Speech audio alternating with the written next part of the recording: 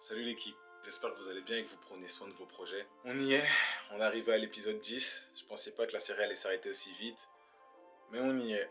Cet épisode 10 va être différent des autres épisodes parce que dans celui-là, j'ai pris le temps d'écrire ce que je vais vous dire pour bien pouvoir poser et développer ma pensée parce que ça va être un sujet super important en vrai qui peut toucher tout le monde. J'ai pris le temps de bien écrire cette vidéo parce que déjà de 1, ça va parler de ma vie, la vie d'un artiste qui n'a pas encore réussi. Et même sans parler d'artiste à proprement parler, c'est une vidéo qui peut toucher tous ceux qui ont un projet, tous ceux qui ont une direction de vie, qui savent où ils veulent aller. Je voulais faire une vidéo avec ce titre parce que, en général, on parle toujours des personnes qui ont réussi. Ce qui est normal parce que ces personnes-là qui ont réussi mènent la vie que nous, on aimerait vivre. Et c'est ça qui attire notre curiosité. Mais dans les interviews, dans les documentaires qu'on regarde, que je kiffe regarder, j'ai jamais entendu la question que je vais vous poser qui est: est-ce qu'on doit attendre d'avoir réussi pour être heureux? C'est une vraie question, non? Est-ce que on doit attendre d'avoir réussi pour être heureux?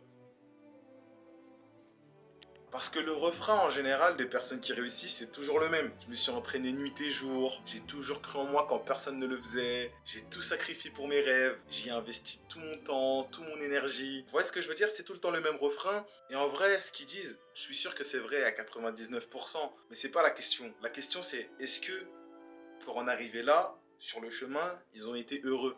Et on sait que même sans besoin d'avoir à chercher de preuves ou de statistiques, qu'il n'y a que très peu de personnes qui arrivent à vivre de leur passion. Et pourtant, quand on regarde les réseaux, on peut facilement se faire influencer parce qu'on voit tout le monde réussir, montrer tout ce qu'ils ont obtenu. Et franchement, en toute honnêteté, moi, c'est ça qui m'a influencé à me lancer dans la musique en premier lieu. Je kiffais écouter de la musique. En étant sur les réseaux, je voyais tous ceux qui réussissaient. Ça m'a influencé directement. Je me suis dit que moi aussi je pouvais. Là où je veux en venir, c'est qu'on sait qu'il y a plus de probabilités qu'on échoue qu'on réussisse. Là, je parle pas de confiance en moi, je parle pas de est-ce que je crois en moi, etc. Statistiquement, il y a une personne, peut-être sur 30, qui vont vraiment... Après non, vas-y, ça veut rien dire. Vas-y, tout dépend de ce que toi t'appelles réussir en fait. Là, je commençais à dire n'importe quoi. Ça dépend ce que tu vises. Mais en termes de... Par exemple, dans la musique, vivre de sa musique, je pense...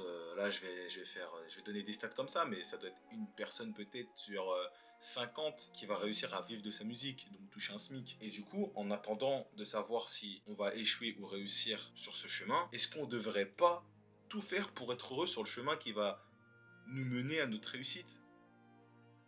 Comme ça, qu'on arrive ou pas à l'objectif, toute notre vie, on aura fait en sorte d'être heureux. Et si demain, notre vie s'arrête en plein milieu du parcours, quand on va regarder derrière nous, on n'aura aucun regret. Et là, je vous parle comme ça, avec un esprit qui a l'air assez clair, avec une pensée qui a l'air assez claire. Aujourd'hui, j'ai 25 ans et j'ai toujours cru que la réponse était non. Parce que avec tous les documentaires, interviews que je regardais, les refrains que j'entendais, je pensais qu'il fallait souffrir vraiment, qu'il fallait sacrifier tellement de choses pour arriver vers la réussite qu'on cherche. Après, moi aussi, je me disais surtout, comment on peut être heureux si moi, je m'imagine heureux avec beaucoup plus d'argent, qui me donnera ma liberté financière, qui me permettra de faire ce que je veux quand je veux. Quand je réfléchis comme ça, je me dis, mais il faut vite que j'atteigne cet objectif. Parce que je pourrais pas être plus heureux que quand j'aurai ça. Dit comme ça, qui ne voudrait pas foncer vers cet idéal en sacrifiant son bonheur en cours de route? Moi. Moi j'ai sacrifié mon bonheur en cours de route et j'ai foncé vers cet idéal. J'ai commencé le rap en sachant que je pouvais faire énormément d'argent dedans. C'est ce que me montraient les réseaux. Je me disais que j'étais pas mauvais. En plus, c'était pendant l'ère de 1 minute de rap. Et tu voyais des stats pour un freestyle de 1 minute. Elles étaient folles, tu gagnais là les abonnés d'un coup. Je me suis dit que je pourrais vivre du rap très rapidement si je me la donnais à fond. Alors du coup, j'ai adopté cette vision. Je l'ai adoptée et j'ai commencé à me la répéter sans cesse. Du coup là, je vais vous dire à quoi ressemblait mon quotidien en espérant bien vivre du rap. C'est des remises en question, des doutes, une idéalisation d'un futur, de la comparaison abusive, de la frustration et plein d'autres choses. Et je suis presque sûr, tous ceux qui ont un projet ont déjà connu ce quotidien ou le connaissent toujours. Et c'est pourquoi je fais cette vidéo. Sans prétendre que j'ai trouvé la meilleure façon de vivre, je vais essayer durant cette vidéo de vous montrer comment je vivais avec mon ancienne mentalité et comment aujourd'hui j'essaie de vivre avec une mentalité qui essaie de me rendre plus heureux sur le chemin qui me mènera vers la réussite. On va commencer par les remises en question et les doutes. Parce que moi, dans mon quotidien, c'était archi souvent. Je sais pas pour vous, mais pour moi, c'était archi souvent. Par exemple, j'ai envie de sortir un gros projet. Ce gros projet va me demander énormément de temps. Donc pendant que je vais me concentrer sur ce gros projet, je vais rien pouvoir publier. Mais si je publie rien, du coup ça veut dire que je suis pas actif. Et si je suis pas actif, les gens ils vont m'oublier. Donc je me disais que est-ce que je devrais pas sortir des sons pour combler mon manque d'activité? Mais du coup, si je sors des sons pendant que je suis concentré sur mon projet, enfin, attends, comment dire? Je me disais que dans mon projet, je vais mettre tous les sons de qualité, tous les bangers. Donc, dans la logique, si je fais un banger, c'est pour qu'il aille dans le projet. Si je le sors avant le projet, bah, c'est que c'est pas un banger. Donc, du coup, je suis pas fier du son que je vais sortir. Et le son que je vais sortir, si j'en suis pas fier, et en plus que mes auditeurs, ils aiment pas, bah, du coup, je vais perdre leur confiance, la confiance de mes auditeurs en se disant que, à lui, dès qu'il sort un titre, je sais que je vais kiffer. Et bah du coup après ils vont arrêter de me suivre. Donc c'est soit je sors rien et il y a plein d'autres artistes qui peuvent me remplacer archi vite, soit je sors des trucs que je suis pas fier et si les auditeurs ils aiment pas, bah je vais encore perdre leur confiance et ils vont arrêter de me suivre. Après il y a pas que ça parce que du coup si je prends le temps de sortir un projet par an, tu vois, un big projet où j'ai pris mon temps pour être fier de moi, bah du coup ça veut dire que dans l'année j'ai qu'une seule chance de réussir à vivre de la musique. Et ça veut dire que si je rate, bah, je vais rester dans un taf de merde encore longtemps. Tout le temps où je vais pas réussir dans la musique, de toute façon, il faut bien que je me nourrisse, il faut bien que je ramène de l'argent pour mes projets. Donc, dans ma tête, c'était plein de questions sur quelle stratégie il fallait faire, etc. J'aurais pu continuer cette immersion dans ma tête encore très longtemps. D'avoir des questions incessantes comme ça dans ta tête tous les jours, ça peut paraître chiant et il y a des jours où ça l'est.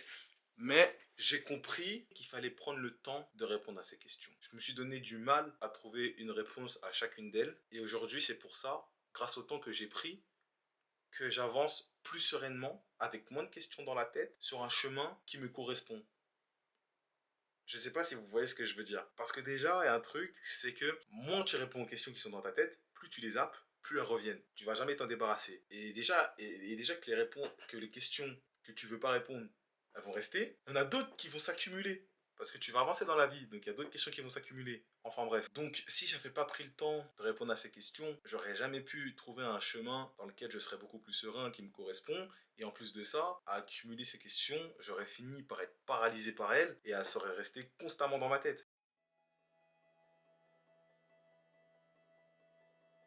Alors aujourd'hui, j'essaie de voir les remises en question et les doutes comme un outil qui me permet de façonner mon diamant. Un diamant brut et que les remises en question et les doutes, ça sert à vous donner la bonne direction. Et si vous prenez la bonne direction, bah, vous allez mieux vous sentir. Puis en parlant d'outils qui permettent de polir mon diamant, il y a un outil à double tranchant. Et cet outil qui peut soit polir, soit briser mon diamant, c'est l'idéalisation d'un futur. Dans la vie de quelqu'un qui est pressé de réussir, souvent le moteur principal de ces personnes-là, c'est la vie qu'ils s'imaginent vivre quand ils auront réussi. Et pour moi, c'était mon moteur principal. Quand je suis fatigué, de mauvaise humeur, ou juste que j'ai un état d'esprit négatif, je me dis que je vivrai tellement mieux quand j'aurai plus d'argent, quand je pourrai avoir ma maison, ma belle maison avec ma belle voiture, quand je pourrai inviter mes proches en voyage, que je pourrai partir où je veux. Enfin bref, genre tout simplement que je pourrais faire ce qui me plaît quand ça me plaît. Mais bien sûr, sans avoir un patron au-dessus de moi pour me donner des ordres. Le problème avec cette façon de penser, c'est que ça me faisait négliger tout ce que j'avais dans le présent.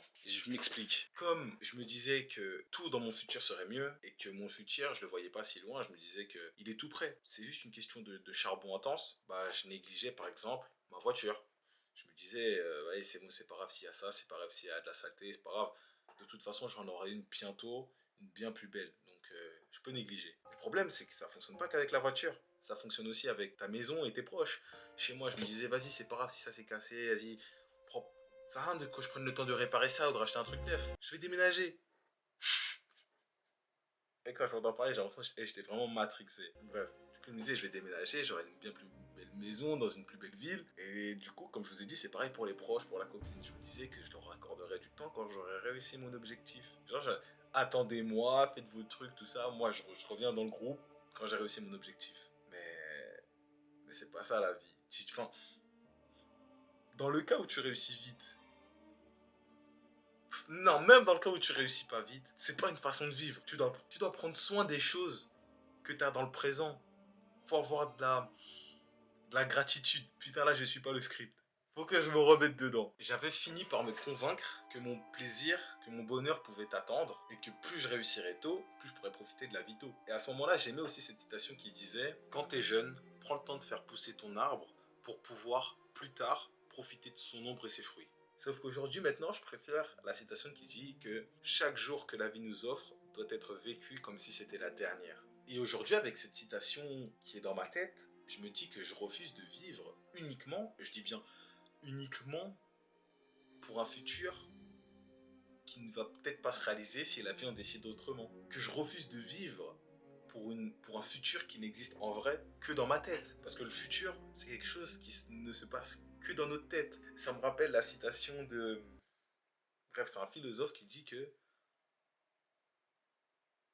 Bon, attendez, je vais la retrouver. Voilà, je l'ai trouvé. Alors, c'est une citation de Marc Aurèle qui dit: nous souffrons plus souvent de notre imagination que de la réalité. Donc, c'est quoi la solution? Je sais que je peux pas échapper au choix, je peux pas échapper au sacrifice parce que ça fait partie de la vie. La vie est faite de choix, est faite de compromis. Mais du coup, c'est quoi la solution? J'ai réfléchi et je me suis dit, en fait, il faut que j'ai des choix, il faut que je fasse des sacrifices qui soient alignés avec moi, avec ce que je suis. Je m'explique. Comment on fait pour être aligné avec ses choix, pour être aligné avec soi-même? Ah bah tout d'abord, la vraie question c'est: qu'est-ce que tu veux réellement?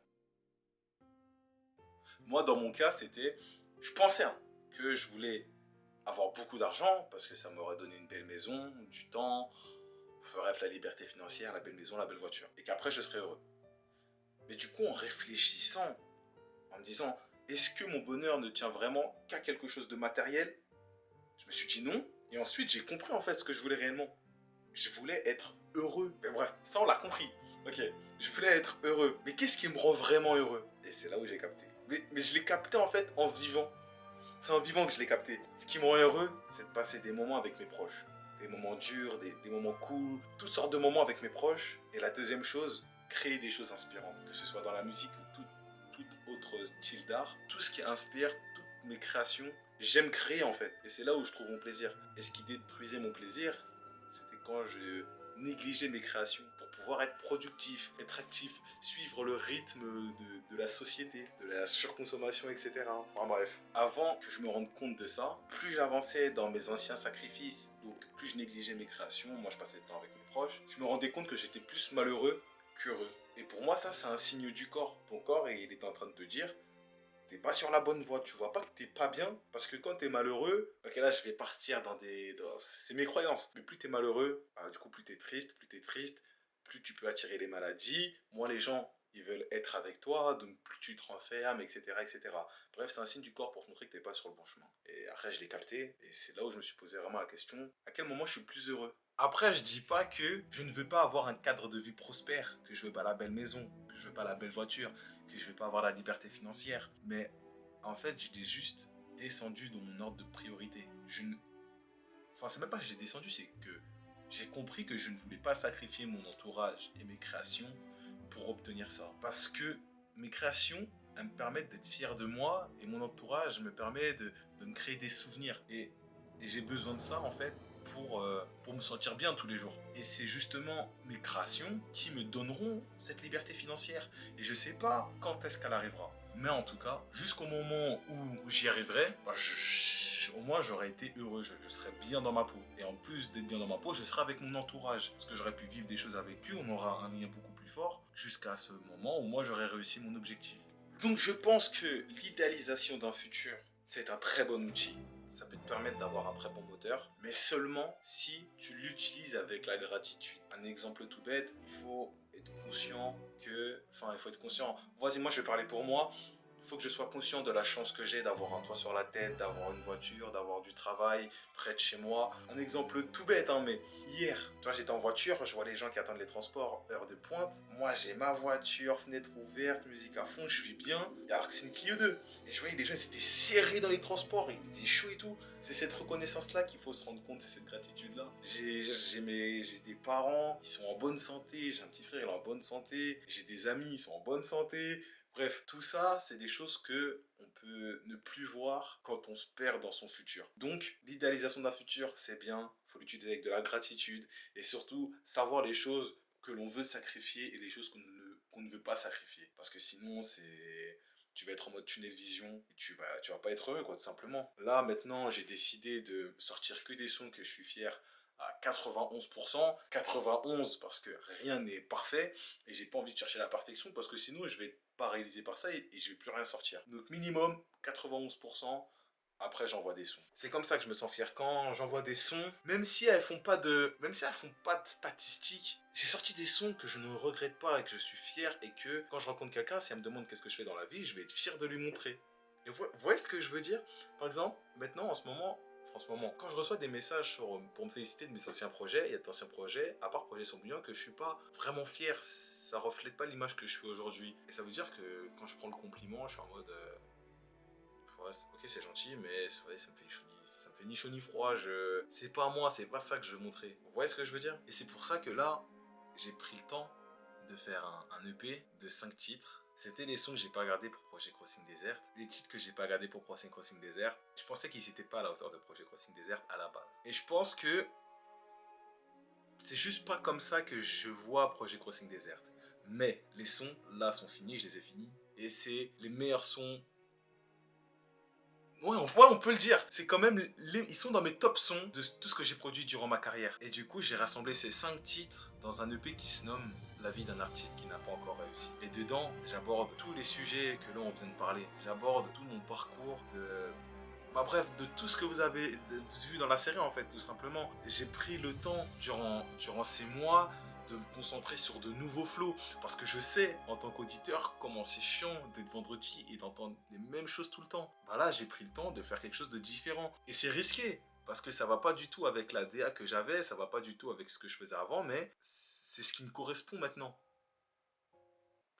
Non, ok, non. C'est ce qui me correspond maintenant, mais c'est pas non plus dans un truc dans lequel je vais m'enfermer. La preuve, c'est que le projet d'après, l'EP d'après, je suis déjà dessus, et ça n'a rien à voir avec ça. Mais j'ai pas envie de vous spoil. Enfin bref, là, le projet qui arrive, il a été mixé, hein, comme aucun projet. Même Projet Sans Bouillon n'a pas été mixé comme ça. Affaire a fait un travail excellent dessus. Il s'est donné vraiment à fond. Il a travaillé de sorte à que vous ne vous ennuyez jamais quand vous allez écouter les sons et que vous puissiez voyager de son en son sans sentir de transition. Vous voyez ce que je veux dire? Voilà, le projet, j'espère vraiment qu'il va vous parler, que vous allez ressentir chaque mot, qu'il va vous aider à avancer dans la vie, parce que c'est le but. C'est vraiment un projet très introspectif. J'ai jamais été aussi sincère et honnête dans ce projet. Et vous voulez savoir la meilleure bonne nouvelle là, que vous puissiez entendre là tout de suite là? C'est que le projet il sort demain. Il n'y a pas de vous allez attendre une semaine, 2 semaines, un mois. Non, là, tu regardes cette vidéo, tu sais que le projet il sort demain. Enfin, demain, ouais, à minuit quoi. Là, tu regardes la vidéo, à minuit, le projet il est disponible. Donc, putain, je suis trop pressé que le projet il sorte. D'après MS, c'est un peu la suite de Projet Sans Bouillon quand même. Même si pour moi, c'est le projet Sans Bouillon, c'est Projet Crossing Désert. C'est vrai que il sent comme une suite de Projet Sans Bouillon. Mais bon, je vous laisse découvrir le projet et vous me direz. J'ai hâte d'avoir vos retours. S'il vous plaît, faites-moi un retour. Parce que c'est ça qui me fait vibrer en tant qu'artiste, en fait. La pire chose qui peut arriver à un artiste, c'est qu'on ne lui donne aucun retour, que les gens ils soient insignifiants face à ses œuvres. Si vous aimez pas, je veux le savoir. C'est tout ce que je demande. Et là, il y a un dernier sujet auquel j'aimerais discuter avec vous, enfin que j'aimerais vous parler. C'est la comparaison abusive.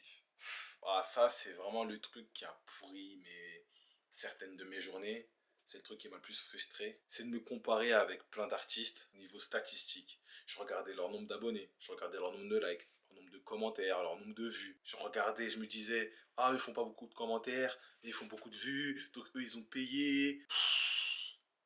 C'est pas une vie. Ouais, c'est pas une vie de se comparer. Et pour plusieurs raisons. Déjà, la première raison, et elle peut paraître bateau, mais la seule personne avec qui tu peux te comparer, et j'ai pris du temps à la comprendre, et même des fois aujourd'hui, ça m'arrive encore de me comparer, alors que je sais ça, mais tu es la seule personne avec qui tu peux te comparer. Tu es la seule personne qui est toi. Ok, bref, de toute façon, vous avez capté. Mais il n'y a personne comme toi. Tu es le seul qui est comme toi, puisque c'est toi. Se comparer avec les autres, ça ne sert à rien. Et c'est un truc aussi que tu comprends énormément dans la musculation, parce que c'est vraiment un endroit où tu as beaucoup de comparer. Dans la musculation, il n'y a personne qui fait en même temps le même poids que toi, la même taille que toi, le même taux de masse grasse que toi, qui a eu la même enfance que toi, qui a commencé la muscu en même temps que toi, qui a fait les mêmes exos que toi. Il y a tellement de différences. Vous n'avez même pas la même génétique. et c'est ça qui va jouer beaucoup, qui fait que tu ne peux pas te comparer à quelqu'un, parce que à part te complexer, ça va ne servir à rien du tout. Et du coup, dans la musique, bah c'est pareil. Je peux pas me comparer avec des gens qui, ça se trouve, ils ont baigné dans la musique depuis qu'ils sont petits. Ça se trouve, ils sont nés dans un environnement propice à leur progression dans la musique, ou qui ont des potes, qui ont des contacts. Enfin bref, chacun a son parcours. Là, j'ai l'impression de faire une sorte de morale, alors que moi, putain, j'étais arrivé à un point où je me comparais à des artistes que je trouvais personnellement pas bons. Tu vois, j'allais, je vais pas chercher des mots plus tendres, mais que je trouvais nuls et qui faisaient plus de stats que moi. Et jusqu'à ça me, je sais pas comment dire, mais ça me soulageait, ça me réconfortait et je me disais que, ah ok, bon, si moi je me trouve plus fort qu'eux et qu'ils font plus de stats que moi, bah vas-y, c'est une question de temps avant que je fasse les mêmes stats et que je puisse vivre de la musique. Sauf que le temps avance, le temps passe et je vois que moi je stagne et que eux ils continuent à avancer et ça me frustrait. Et en plus, avoir cette façon de penser, c'est pas une façon de penser bienveillante. Et quand t'es pas bienveillant dans la vie, tu n'obtiens rien de la vie. En tout cas, rien de bon. Enfin bon, du coup, sur la comparaison abusive, je pense que vous avez cerné un peu le personnage que j'étais, que j'essaye de ne plus être. Maintenant, je me focus vraiment sur moi et mon parcours, parce que j'ai compris que voilà, chacun a son expérience de vie, on n'est pas pareil, et que le plus important, c'est que moi, j'arrive à être heureux durant mon parcours. Parce que déjà, je sais même pas s'ils sont heureux sur leur parcours. Sur les réseaux, on te montre ce qu'on veut te montrer. Et puis même, s'ils étaient heureux comme ils le montrent, bah tant mieux pour eux. Tu vois, faut être bienveillant, tant mieux pour eux. Maintenant, il faut que je me concentre sur mon parcours et pas le leur. Je sais pas les sacrifices qu'ils ont fait pour en arriver là et ça se trouve, j'ai pas envie de les faire. Donc ça se trouve, moi, ça va prendre plus de temps. Bah c'est pas grave, ça va prendre plus de temps. Mais c'est dur hein, d'avoir cette façon de penser là. Hein. Tous les trucs que je vous ai dit avant, tout ce que vous avez entendu dans la vidéo, c'est une nouvelle façon de penser. Mais ça veut pas dire que c'est ma nouvelle identité. C'est l'identité vers laquelle je veux avancer. Et à part me faire souffrir et de me frustrer, me comparer aux autres, ça me sert à rien. En plus, au début, je pensais que ça me servait de moteur. Et je me disais que ça existait la comparaison saine. La ligne entre la comparaison saine et malsaine, quand t'as un compétiteur comme moi, tu l'as franchi trop vite en fait. Dans l'art, ça peut te faire négliger ton art et moi, c'est ce qui s'est passé. Alors du coup, quelle est la réponse à la fameuse question que je vous ai posée en début de cette vidéo, qui est, est-ce qu'on doit attendre d'avoir réussi pour être heureux? Bah, bien évidemment, la réponse est non. On ne doit pas attendre d'avoir réussi pour être heureux. Vous le saviez depuis le début. Et quand on pose la question, ça paraît évident. Mais je vous jure que quand vous êtes dans votre vision, dans votre rush, en mode tunnel vision, si on ne vous pose pas la question, vous n'allez pas y penser. Vous allez continuer à vous entêter dans une vision qui ne vous correspond pas. Après, je tiens à faire un disclaimer pour cette conclusion que vraiment j'ai écrit avant d'écrire la vidéo parce que je me suis rendu compte que j'en parlais pas et que cette vidéo pouvait faire croire que on pouvait être heureux tous les jours. C'est pas le cas. Carrément, je vais m'asseoir pour vous l'expliquer. Avec la vision que j'essaye de vous donner durant cette vidéo, vous n'allez pas être heureux tous les jours. Mais grâce au temps que vous allez prendre pour trouver le chemin qui vous correspond, vous allez trouver votre véritable bonheur. Et pour moi, le véritable bonheur, c'est le bonheur qui dure sur le long terme. Par exemple, vous avez le bonheur éphémère, le petit plaisir. Quand vous allez manger un bonbon, vous allez kiffer. Le plaisir, il va durer 2 secondes. Et bien, le véritable bonheur, c'est celui qui vous permet... Le bonheur véritable est un état de satisfaction profond et durable qui va au-delà des plaisirs éphémères et des succès matériels. Vous voyez ce que je veux dire? Ok? Donc, vous allez rencontrer de la difficulté dans vos projets. Si vous avez des ambitions, etc., le tout, c'est juste de faire les sacrifices avec lesquels vous allez être en accord, avec lesquels vous allez pouvoir être aligné dessus. Ok? Par exemple, moi, je fais un sacrifice sur ma productivité et ça me fait chier. Parce que si je suis moins productif, j'ai moins de chances de réussir dans la musique. Et je vais rester dans un taf de merde. Et j'ai pas envie de rester dans un taf de merde, ça me fait chier. Mais je serais beaucoup plus heureux en sortant des créations dont je serais fier que de bâcler mes créations pour peut-être réussir plus vite et quitter staff. Vous voyez ce que je veux dire? Mon bonheur, il se trouve dans un de ces deux choix et il se trouve dans le choix de être fier de mes créations. J'espère que cet exemple va vous faire comprendre que le chemin qui va vous correspondre va rester dur. Si vous êtes quelqu'un d'ambitieux, là vraiment je parle à des gens qui ont des projets, qui ont des idées derrière la tête. Le chemin va être dur, mais il va être agréable et vous n'aurez aucun regret sur les sacrifices que vous allez faire. Il n'y a aucune facilité dans le fait de vouloir être heureux tout de suite. C'est juste que vous allez plus penser à vous et à votre santé mentale que vouloir vous détruire pour arriver à un but qui, je dis bien, Mais peut-être que dans votre tête, peut-être que la vie en décidera autrement. Alors faut profiter de chaque jour comme si c'était le dernier. C'est une phrase bateau, mais des fois faut pas chercher compliqué. Ok? Et j'aimerais vous quitter sur une dernière phrase qui ne vient pas de moi, que j'ai trouvée sur TikTok, qui dit que dans la vie, il faut des projets et des souvenirs. Des projets pour s'assurer d'avoir un avenir prospère et des souvenirs pour être heureux maintenant.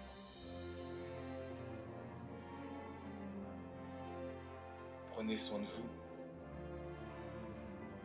et ensuite de votre avenir. Big love.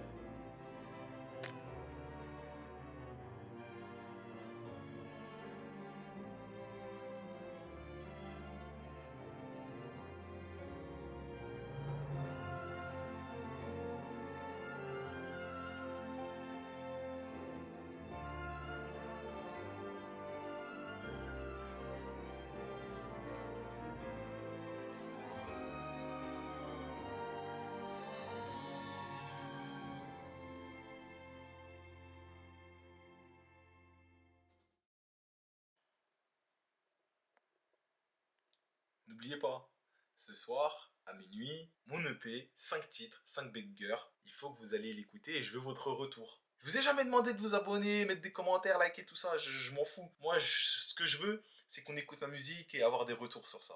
Ok? Le reste, c'est pas important. Tout ce que je veux là, c'est que ce soir, ce projet là qui me tient vraiment à cœur, dont je suis le plus fier, avec Projet Sans Bouillant, je veux votre retour là-dessus. Donc, je vous dis à ce soir dans mes DM.